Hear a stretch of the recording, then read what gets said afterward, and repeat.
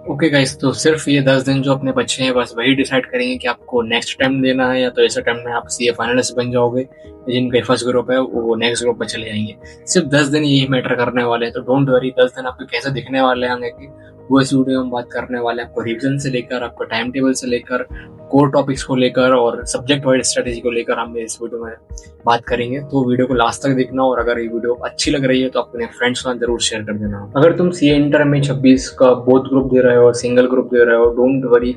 जो भी दे रहे हो अपना बेस्ट अपने 10 दिन में इसमें दिखाना है, और कोई भी फर्क नहीं पड़ता कि आपको कि कितनी प्रिपरेशन हुई है, कितना हुआ। बस अब ये 10 दिन में आपको 100% बेस्ट देना है, और आपका अटेम्प्ट आपका हो सकता है। देखो, इस वीडियो में सिर्फ हम प्रैक्टिकल चीजें बात करेंगे, कोई नॉन सेंस चीजें या 15-24 घंटे पढ़ना है, 18 घंटे पढ़ रहा है, 15 घंटे पढ़ना है, नहीं। अब अपना स्मार्ट टाइम, जो अपना एक्चुअल स्मार्ट स्टडी करने का टाइम है ना, वो अब अपना स्टार्ट होने वाला है। तो भाई बिल्कुल मेहनत करते रहना 15 दिन तक। अब ये मतलब जो नेक्स्ट बचे हैं 10 दिन तक, वही जब भी आप ये वीडियो जब से 10 दिन तक अपन को क्या प्लान करना है, कैसा प्लान करना है, उसी तरीके से आप इसको फॉलो कर सकते हो, और अच्छे अच्छे नंबर से आप पहुंच सकते हो। भाई देखो, सबसे पहले अपन चीजें आती है कि यार जो 10 दिन बचे उसमें क्या नहीं करना है।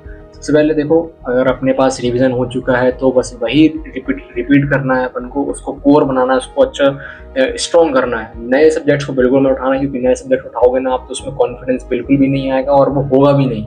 जितना हो चुका है वेल एंड गुड है। अब जो सब्जेक्ट हो चुके हैं उनको रिवाइज करो, जो चैप्टर हो चुके हैं उनको रिवाइज करो। रिपीटेड जितनी बार आप करोगे ना, तब से आपका कोर सब्जेक्ट होते जाएंगे और स्ट्रॉन्ग कंसेप्ट होते जाएंगे।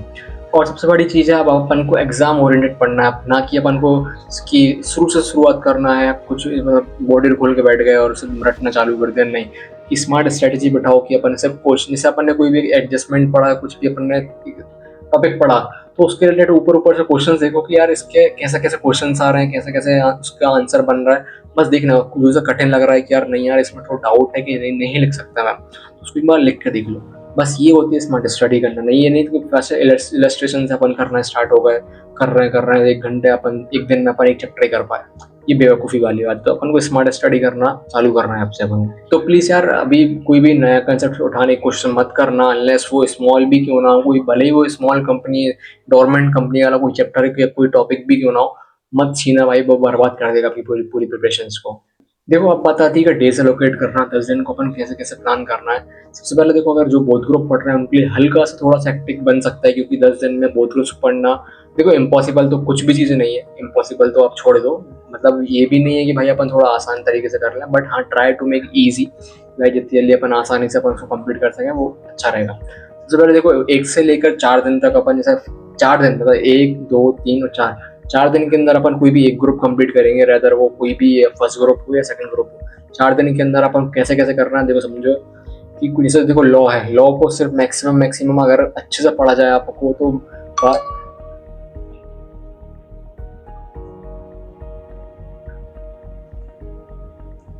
देखो, अगर लॉ को अगर पढ़ा जाए तो मुश्किल से मुश्किल वो 12 से 15 से 20 घंटे में आपको रिवाइज हो सकता है। तो मान के चलो एक दिन में आपने 15 से 16 घंटे आपने सिर्फ लॉ को दे दिया। करना क्या है, चैप्टर का रिवाइज करना है आपके नोट से, और सिर्फ एक क्वेश्चन लिखते लिखते दिखते जाना। उसकी आरटीपी देख ली, या फिर आपने उसका क्या बोलते हैं नोट्स का कोई भी क्वेश्चन देख लिया, सर ने करवाया था इंपॉर्टेंट स्टार मार्क, वो देख लिया, लिख के देख लिया, बस इतना करना है भाई, बस और कुछ नहीं है स्मार्ट स्ट्रेटेजी में। जितनी आपको राइटिंग प्रैक्टिस थी आपने कर ली, जितनी आपने एमटीपी लगानी थी वो कर लिया, आरटीपी लगानी सब कुछ कर चुके हो। बस आपको रिवाइज करना है 10 दिन में, कि भाई अगर लास्ट ऑप्शन मेरे पास बचा है तो रिवाइज करने का बचा है। आप ना कि आप लिखने बैठना है, आपको ना टेस्ट देने बैठना है, ये सब चीज़ें करने की कोई जरूरत नहीं है। अगर आपने टेस्ट दे दिया, मान लो गलती से कम नंबर आ गए, तो आप वहीं खत्म हो जाओगे। तो ये चीज़ छोटी छोटी चीज़ें हैं, वो आपको ध्यान में रखनी पड़ेगी। देखो, तो 4 दिन में आपको ग्रुप 1 करना है, और 5, 6, 7, 8 फिर 4 दिन में आपको ग्रुप 2 कंप्लीट करना है। ठीक है ना। तो यहाँ जाके आपको वो ग्रुप भी कंप्लीट हो जाएंगी। जैसे फर्स्ट में तो चार सब्जेक्ट हैं, जैसे अपना अकाउंट्स ले लो, टैक्स ले लो और लॉ ले लो, जीएसटी ले लो, तो 4 सब्जेक्ट मिला के यहाँ भी होगा, 4 यहाँ भी होगा। ऐसे में अलग ले लो तो 4 दिन, एक दिन के सब्जेक्ट मान लो, वैसे ही करना। तो फिर वो आप अपने अकॉर्डिंग कर लेना, क्योंकि फ्लेक्सिबल अपने अपने कैपेसिटी के ऊपर भी रहता है वो सब चीज़। और देखो, अब बच रहे हैं अपने पास 2 दिन सिर्फ, कि 9 और 10वां दिन। तो 9-10 दिन में क्या करना है, क्वेश्चंस बैंक उठाओ सबसे पहले, कि देखो यार कौन सा कंसेप्ट है जो मैंने पढ़ा है बट मैंने क्वेश्चंस नहीं करे।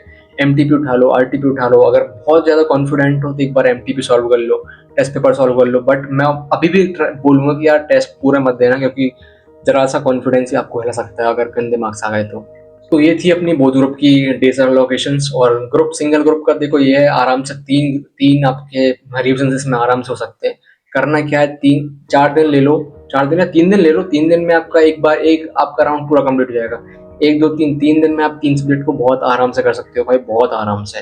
सिर्फ रिवीजन करना है, लिखने मत बैठना है, मतलब कुछ भी अंडरस्टैंड मत पढ़ना, बस आपको नोट्स जो आपने लिखा है ना वही काम आएगा 10 दिन में आपके।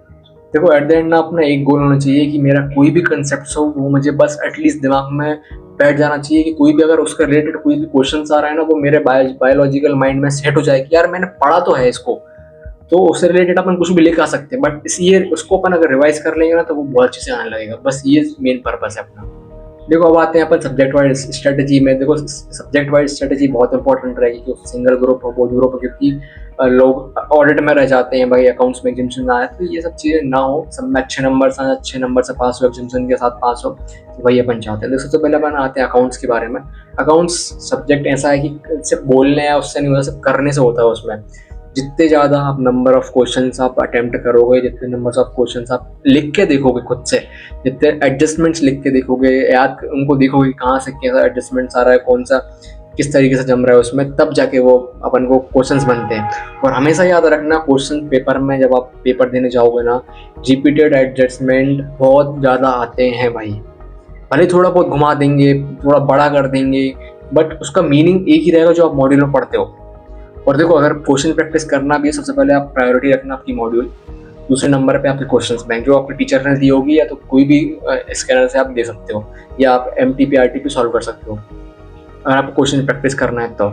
और देखो सेकंड चीज आती है लॉ, ऑडिट और FM जो थ्योरी वाले सब्जेक्ट हैं, SM सॉरी, तो उनके लिए सिंपल सा हैक बता रहा हूँ, पूरा आंसर करने की याद जरूरत नहीं है कंसेप्ट से, बस पढ़ लो एक बार और उनके कीवर्ड्स याद करना सीख जाओ।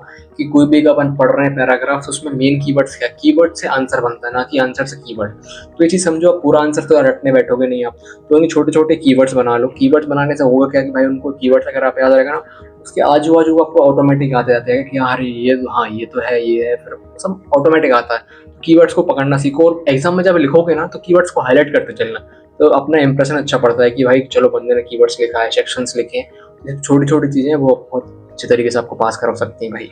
और देखो सबसे बड़ी चीज टैक्सेशन से लोग पता नहीं क्यों बहुत डरते हैं, और अभी आजकल तो अटेम्प्ट में पेपर में टफ थोड़ा आने लगे, बट डेफिनेटली स्कोरिंग बहुत अच्छे से बन सकता है। बस कुछ नहीं, प्रैक्टिस और सिली मिस्टेक्स करना बंद कर दो भाई। सिली मिस्टेक्स बहुत सारे बच्चे करते हैं, और अमेंडमेंट्स कर लो तो उसमें क्या ही है, फिर बहुत कम चीजें बचती है उसमें जो टैक्सेशन में कर नहीं पाते लोग। तो बस प्रैक्टिस अच्छे से करो, फुल फ्लेश क्वेश्चंस करने का ट्राई करो, 20 नंबर क्वेश्चन उठा लो, छोटे छोटे क्वेश्चंस एडजस्टमेंट करना सीख जाओ, अमेंडमेंट्स को पकड़ लो एकदम, मतलब कि कहाँ कौन से अमेंडमेंट सब नए हैं, सब करने का कोशिश कर लो उसमें। और देखो आप कंसिस्टेंसी बिल्कुल मेंटेन करके रखना भाई लोगों, क्योंकि कंसिस्टेंसी आपकी मेन पावर होने वाली है। 14 से 15 घंटे आप, मतलब ऐसा नहीं कि 14-15 घंटे मैं पढ़ रहा हूँ तो आपको भी पढ़ना पड़ेगा, नहीं, टारगेट्स जो आप सेट कर रहे हैं ना बस वो आपको कंप्लीट करना पड़ेगा। क्योंकि ना बिना कंसिस्टेंसी कोई भी आगे नहीं निकल पाता यार, कंसिस्टेंसी आपको सेटिंग बैठना पड़ेगा, जब तक बैठोगे नहीं ना आप कुछ नहीं कर पाओगे आप, कि वहाँ पर 3 घंटे आपको लगातार बैठना है और लिखना है, तो वो पावर भी होना चाहिए, टाइम मैनेजमेंट होना चाहिए, मेन चीज़ तो ये है। और देखो अब बात आती है कॉमन मिस्टेक्स के बारे में जो यूजुअली बच्चा आजकल करता ही है यार, बिल्कुल भाई हाथ जोड़ रहा हूँ मैं आप लोगों को, बिल्कुल मत करना। सबसे पहले बात आती है ये भी कर लो वो भी कर लो, ओवरलोडिंग कर लिया, वो करने के चक्कर में ये छोड़ दिया, ये छोड़ने के चक्कर में वो छोड़ दिया, मत करो। जो हो गया है वेल एंड गुड है, आपने बहुत अच्छा करा है, और अब उसको आगे छूने कुछ भी, अब इतना सा भी टॉपिक छोड़ा है ना मत करना। हाँ अगर लग रहा है कि भाई यार नहीं थोड़ा बहुत कर लेना, बट एट द मोमेंट में आप करने जाओगे ना तो ये सब जितना आपने करा था ना वो भी छूट जाएगा, ठीक है। सबसे बड़ी बात ओवरलोडिंग करना छोड़ दो। दूसरी चीज है भाई दूसरों से कंपेयर कि यार तूने कर लिया, अरे यार मैंने तो करे ही नहीं, अरे मैंने कर लिया तूने क्यों नहीं करा, सब छोड़ दो यार भाई, ये बच्चों जैसी हरकतें हैं, सबकी अलग अलग कैपेसिटी है। भले ही मैंने करके आया हूँ कुछ बहुत अच्छा पढ़ गया हूँ, मगर लिख के नहीं आया फिर क्या करोगे आप, तो ये सब बताने छोड़ दो भाई, कुछ नहीं पढ़ा मैंने, सीधा सिंपल बोलो आप पढ़ा ही नहीं मैंने, तू पढ़ लिया भाई बहुत अच्छा भाई पास हो। थोड़ा सेल्फिश बन जाओ, क्योंकि अकेले सी आप बनोगे, वो साथ में नहीं जाएगा। तीसरी चीज देखो एंड मोमेंट है, स्लीप सेक्रीफाइस करना बंद कर दो अभी से, अच्छा सो, पानी ज़्यादा पियो, खाना भी डाइट अच्छी लो, हैवी मत लेना क्योंकि नींद अब ज़्यादा आने वाली, गर्मी सीजन चल रहा है, वैसे दोपहर में एग्जाम होता है।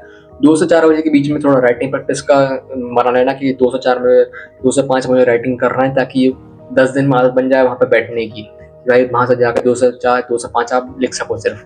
तो स्लीप साइकिल आप मस्त रखो, 7-8 घंटे 6-7 घंटे की रखो, और पानी अच्छा सा पीते रहो, डाइट वाइट अच्छी लेते रहो। बस देखो सिंपल सी चीज़ है, मोटिवेशन की बात आती है अगर, तो मैं ये बोलता हूँ कि टॉपर भी अगर होता है ना, उसको भी नहीं पता रहता कि मेरी रैंक आने वाली है। सीरियसली प्रिपरेशन किसी की परफेक्ट नहीं होती, कोई भी सूरमा नहीं होता कि यार मैंने सब पढ़ लिया भाई, सब आता जो भी पूछ लो, नहीं।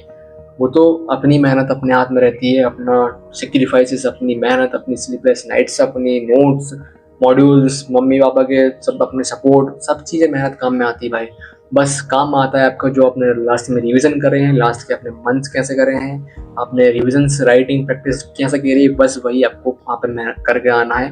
क्योंकि वो 3 घंटे ही है ना, वो आपके काम आने वाले हैं, बस और कुछ नहीं आने वाला। 3 घंटे में अगर आपने कर दिया मतलब आपने पढ़ाई करी, नहीं तो बिल्कुल नहीं करी भाई, ये तो मैं बोलता हूँ।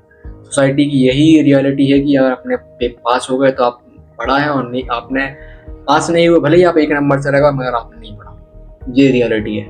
तो इसलिए भाई मेहनत कर लो। बहुत सारे बच्चे 4-4 5-5 अटैम्प्ट में नहीं निकल पाते हैं, अभी भी वो मेहनत कर रहे हैं, बट ऐसा नहीं पढ़ते वो लोग भाई, बहुत अच्छे से पढ़ते हैं, बहुत मेहनत लगाते हैं, बट लक होता है एक चीज़, लक की भी बात होती है, तो फिर वो अपन उस बहुत आगे हो जाती है वो चीज़ें।